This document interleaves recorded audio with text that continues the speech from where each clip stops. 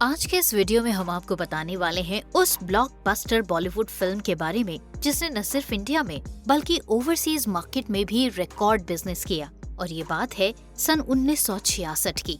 कोई सोच भी नहीं सकता था कि उस जमाने में भी फिल्मों का ओवरसीज बिजनेस इतना ज्यादा हो सकता है। मैं बात कर रही हूँ 1966 में रिलीज हुई फिल्म ममता के बारे में, जिसमें मुख्य भूमिका में थे धर्मेंद्र, अशोक कुमार और सुचित्रा सेन। इस फिल्म को डायरेक्ट किया था असित सेन ने और इस फिल्म का लाजवाब म्यूजिक कंपोज किया था मशहूर म्यूजिक डायरेक्टर रोशन ने। इस फिल्म में सुचित्रा सेन ने डबल रोल किया था। बॉलीवुड की ये एक ऐसी फिल्म थी जो उस साल की सबसे ज्यादा बॉक्स ऑफिस कलेक्शन करने वाली फिल्म्स में से एक थी। इस फिल्म ने उस जमाने में 12 मिलियन रुपए कमाए थे। उस जमाने में इस फिल्म के 7 मिलियन से भी ज्यादा टिकट इंडिया में बिके थे। लेकिन सबसे ज्यादा इंटरेस्टिंग पार्ट था इसका ओवरसीज बिजनेस। इस फिल्म ने सोवियत यूनियन में उस समय 13 मिलियन रूबल्स का कारोबार किया, जो कि इंडियन रुपीस में 108 मिलियन था। और इस तरह से ये फिल्म सोवियत यूनियन में इंडियन फिल्म्स के द्वारा किए गए बिजनेसेस में छठे नंबर पर थी। आइए अब इस फिल्म से जुड़ा हुआ एक बहुत ही रोमांचक किस्सा आपको बताते हैं। बात उस जमाने की है जब धर्मेंद्र बॉलीवुड के सुपरस्टार थे और धर्मेंद्र के पास काम की कोई कमी ही नहीं थी। धर्मेंद्र एक साथ कई फिल्मों की शूटिंग कर रहे थे। ममता फिल्म के साथ साथ वो एक और फिल्म की शूटिंग कर रहे थे। और बात उस समय की है जब इस फिल्म की शूटिंग को खत्म करने के बाद उन्हें दूसरी फिल्म की शूटिंग के लिए लद्दाख निकलना था। लेकिन उस दिन उनका शॉट था अशोक कुमार के साथ। अशोक कुमार जनरली साल के पहले दिन शूटिंग नहीं किया करते थे।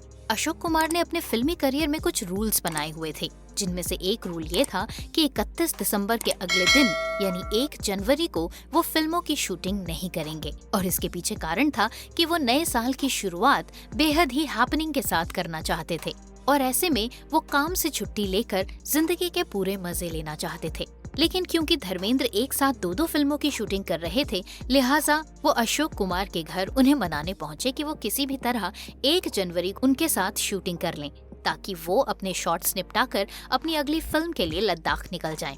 धर्मेंद्र के बहुत मनाने पर आखिरकार अशोक कुमार उनके साथ 1 जनवरी को शूट करने के लिए तैयार हो गए, लेकिन इस शर्त के साथ कि धर्मेंद्र रात में न्यू ईयर का जश्न नहीं मनाएंगे और शराब नहीं पिएंगे, क्योंकि अशोक कुमार अच्छी तरह से जानते थे कि अगर धर्मेंद्र ने शराब पी तो वो अगले दिन शूटिंग पर टाइम से नहीं पहुंच सकते।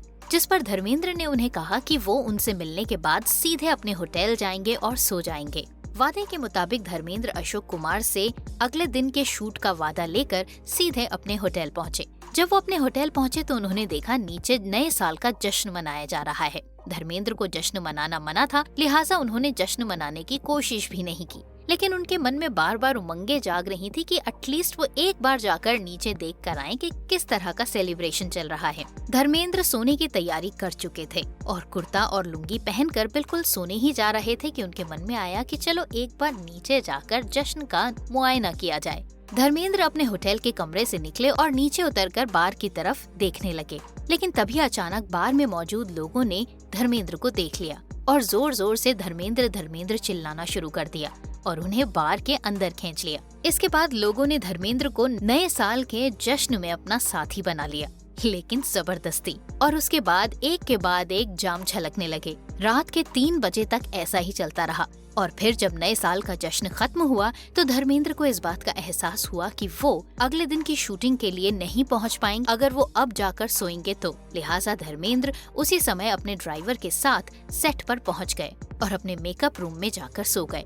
अगली सुबह जब अशोक कुमार सेट पर पहुंचे तो उन्होंने आते ही धर्मेंद्र के बारे में पूछा तो धर्मेंद्र के असिस्टेंट ने उन्हें बताया कि धर्मेंद्र तो सुबह 4 बजे ही सेट पहुंच चुके हैं। ये सुनकर अशोक कुमार बेहद खुश हुए और फिर अशोक कुमार और धर्मेंद्र का शूट करने की तैयारी चलने लगी। जब शॉट शुरू हुआ तो धर्मेंद्र सेट पर आए और अपने डायलॉग्स बोलने की कोशिश करने लगे, लेकिन रात की पार्टी का हैंगओवर इतना ज्यादा उनके सिर पर था कि उनके पैर और जुबान दोनों ही लड़खड़ाने लगे। धर्मेंद्र को देखते ही अशोक कुमार समझ गए कि इन्होंने खूब तसल्ली से नए साल का जश्न मनाया है। और फिर आखिरकार धर्मेंद्र ने दादा मुन्नी से हाथ जोड़कर माफी मांगी और उन्हें रात का सारा वाकया बताया। जिसके बाद अशोक कुमार ने मुस्कुराते हुए उन्हें कहा कि जाओ जाके आराम करो और जब तुम्हारा हैंगओवर उतर जाएगा तब हम शूट करेंगे। इसके बाद अशोक कुमार ने आधे दिन तक धर्मेंद्र का इंतजार किया। आधे दिन के बाद जब धर्मेंद्र का नशा उतरा तो उसके बाद उन दोनों ने शूटिंग की और उसके बाद धर्मेंद्र लद्दाख अपने अगले शूट के लिए निकल गए। तो ये था फिल्म ममता से जुड़ा हुआ एक ऐसा रोमांचक किस्सा जो आपने आज तक नहीं सुना होगा। कैसा लगा आपको ये किस्सा, हमें कमेंट्स में लिखकर जरूर बताएं। वीडियो अच्छा लगा हो तो इसे ज्यादा से ज्यादा शेयर कीजिए, चैनल को सब्सक्राइब कीजिए, पेज को लाइक कीजिए और इसी तरह से हमारे साथ जुड़ते चले जाइए। आज के लिए बस इतना ही। अगले वीडियो के साथ होती है बहुत जल्द आपसे दोबारा मुलाकात। तब तक के लिए बाय बाय। वीडियो अच्छा लगा हो तो चैनल को सब्सक्राइब कीजिए, पेज को लाइक कीजिए और बॉलीवुड बुलशिट फैमिली के साथ इसी तरह से जुड़ते चले जाइए।